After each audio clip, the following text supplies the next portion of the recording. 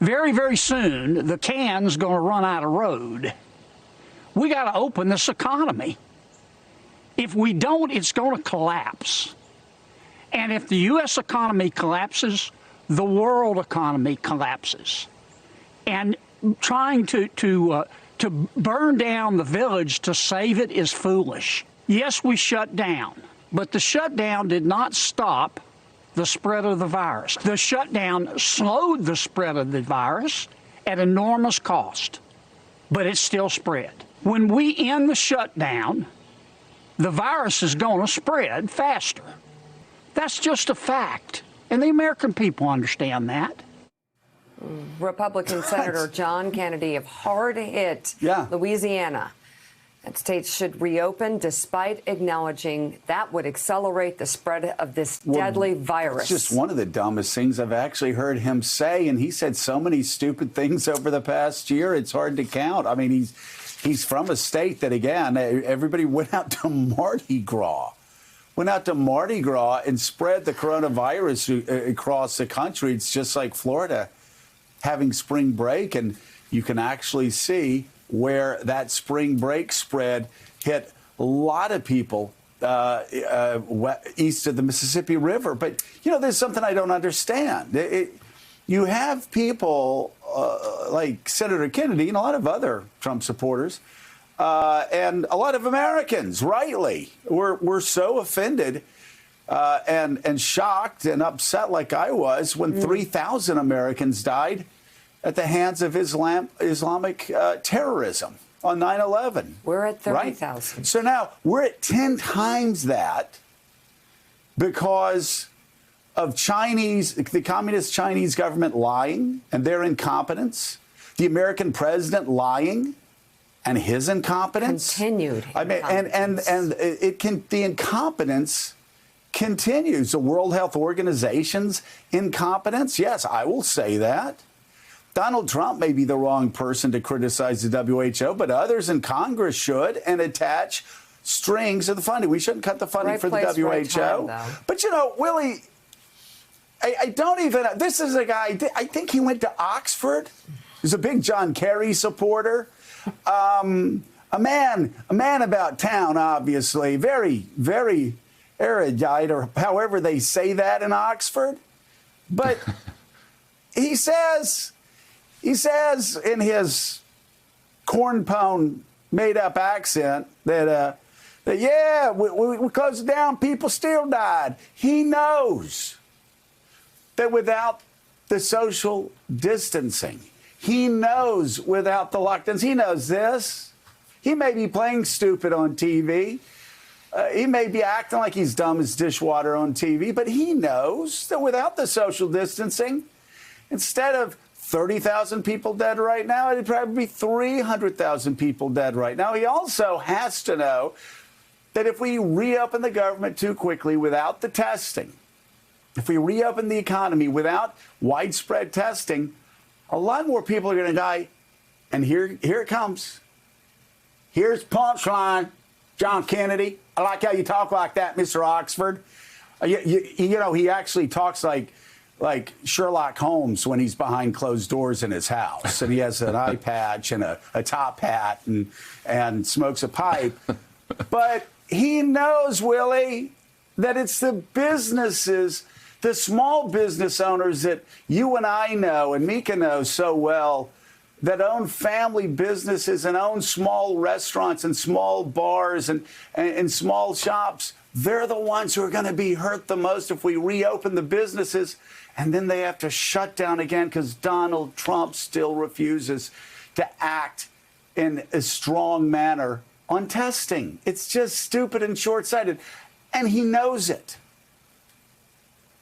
Senator Kennedy knows everything you just said, and the reason we know he knows it is because that's effectively what he said in that interview last night. He said, we've got to open up the economy. A bunch of people are going to get sick, but that's a trade-off I'm willing to make. And by the way, that's not exactly a fringe view among many Republicans. The president effectively is saying that. He wants to open the economy, knowing all the costs that come with that. You had an Indiana congressman putting it 2 days ago this way. It's the lesser of two evils. A lot of older people may die, but younger people will have their businesses open, the economy can get restarted. This is not worth the trade-off. We need to open the economy again. So what Senator Kennedy said last night opened a lot of eyes, but it's not exactly something we haven't heard all the way from the White House, and that we're going to hear again today as the president announces that he's going to tell some governors of some states that he has deemed based on some data he says he sees, he's going to tell them they can open for business. And as Senator Kennedy said, a lot of people will get sick because of it. Well, you know, the thing is, Willie, there was somebody who claims to be a, quote, newsman who's anything but, who took great offense at me several weeks ago saying that the Republican Party claims to be the party of life if you're talking about the unborn. But if you're the born, my God, watch out. If you're especially in the greatest generation, if you're a World War II veteran in your 90s, if you're a Vietnam veteran in your 60s, if you're in 70s, Donald Trump or John Kennedy's generation, if you're a Korean War veteran in your 70s or 80s, well, the hell with you, because you're right. There's a growing list of Republican senators, Republican congressmen and women, White House officials in the Republican Party that are saying, yeah, sure, senior citizens are going to die, but what the hell? We really got to get Wall Street moving again. We really got to get Boeing Corporation moving again. We really got to get these Fortune 500 companies moving again. And let's bring in Jonathan Lemire and Caddy. Caddy, they're not even being subtle about it. They're not even being subtle. They're basically saying, yes, older people are going to die. The greatest generation, a lot of people in the greatest generation are going to die. You know, these same people who tear up on, June the 6th, every June the 6th, about what happened at Normandy. But now, because corporate profits for Boeing and other Fortune 500 companies are going down and the stock market's struggling, they're saying, well, yeah, they're going to die. Yeah, older people. We know older people are going to die. The greatest generation, a lot of people are going to die there. A lot of people are going to die that are Korean War vets and Vietnam vets. But you know what? We got to get Wall Street purring again. It's an astonishing argument from the, quote, party of life.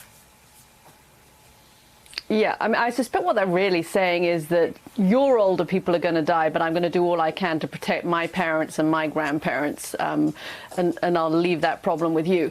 I would recommend for anyone who has a few minutes this morning to go and watch Angela Merkel's press conference on how she handles the coronavirus in her press briefings that she gave yesterday, where she lays out very clearly why we cannot afford to do exactly what they are suggesting, which is just let the older people die. It's not just about the people who might die. It's about the pressure on the healthcare system that will come if we open up the economy now. And a society, a democracy without a robust healthcare system under the kind of pressure it's been under for the last month is not a viable society. And she lays it out very clearly. We open up now and one person infects 2 people. Our healthcare system is shot by the time we get to September. They infect 1.5 people. It's shot by the time we get to November. I mean, it's an incredibly compelling argument that this is not just about the humanity, that we as a society do not choose to let our old people die when we could save them in order to rescue the stock market and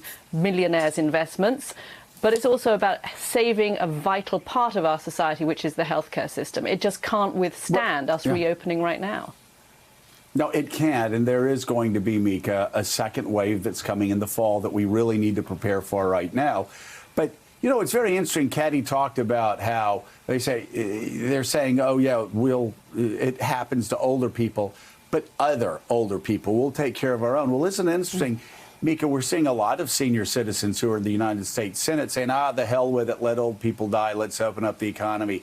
A lot of talk radio senior citizens are saying, the hell with it, let's open up the economy. A lot of people on pro-Trump cable news shows are saying the same thing. A lot of older people in the White House are saying it. But what they're saying is, we're rich enough to take care of ourselves in the White House. We're rich enough on talk radio to take care of ourselves. We're rich enough in the United States Senate, or cloistered enough in the United States Senate to take care of ourselves. So You're not going to see us going out eating at restaurants. You're not going to see us going out with the economy started back up. But we're going to push the president and other people and governors to put political pressure on to get other people out there. And yes, they're going to die, but what can you do? They're not in the 1%. That's their attitude, Mika. There's no other way to put it. Again, I don't even mention their names because they're so disgusting. But people that used to serve in other administrations, people who used to have good reputations, people who were on talk radio, people who were on cable news, they're telling other old people, yeah, you're going to have to die. Get over it. We got to get Wall Street started again. But you're not going to see them have family reunions in a barn in central Louisiana, like inviting 1,000 strange people to just kind of rummage in there. You know why? Because they know that they don't want their family members to die. They're going to stay cloistered behind the gates of their homes. Yeah. They're going to stay cloistered in the United States Senate. They're going to stay cloistered where they stay cloistered and say, again, their argument is, make no mistake of it, and it's a growing argument in Donald Trump's Republican Party, yeah, senior citizens are going to die.